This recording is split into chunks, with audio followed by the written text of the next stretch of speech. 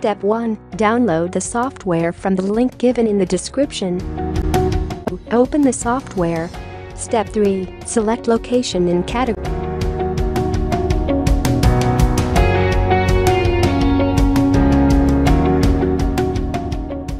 Here in category you have to add business name.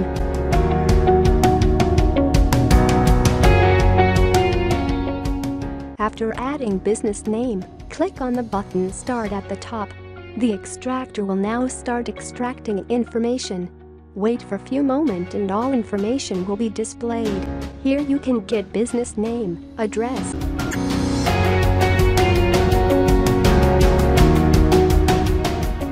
zip code, phone, email, and Google Map link.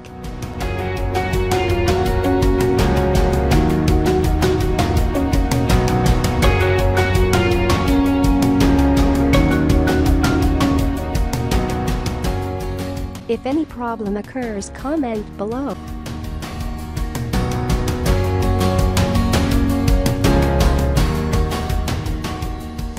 Thanks for watching.